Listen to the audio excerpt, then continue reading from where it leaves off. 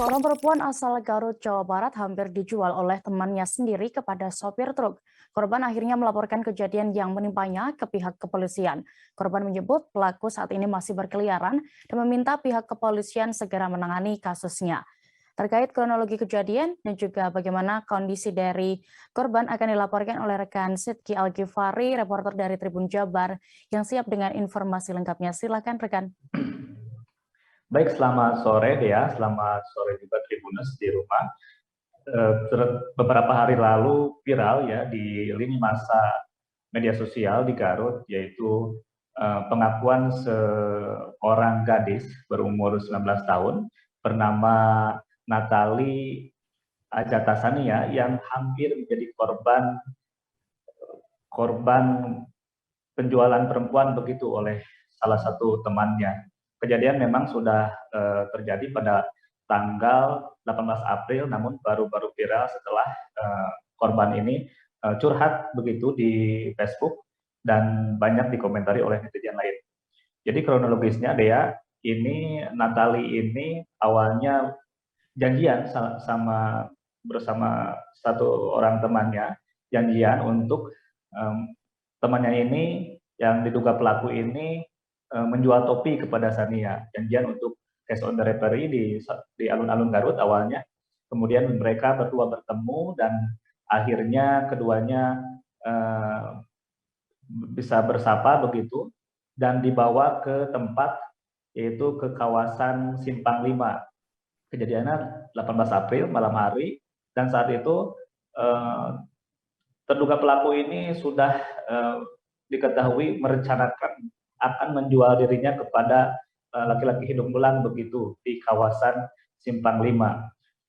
Sambil menunggu akhirnya korban ini dibawa ke Simpang 5 Kabupaten Garut dan janjian bersama dua laki-laki yang disebut akan dijual kepada dua orang laki-laki tersebut yang mana profesinya sebagai supir truk.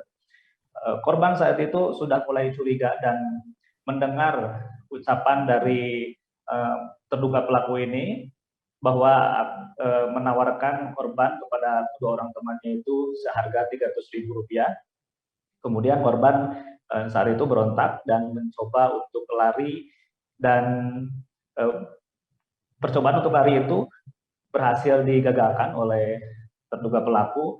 Kemudian percobaan kedua, korban berhasil lari masuk ke gang begitu di kawasan Simpang 5 dan berhasil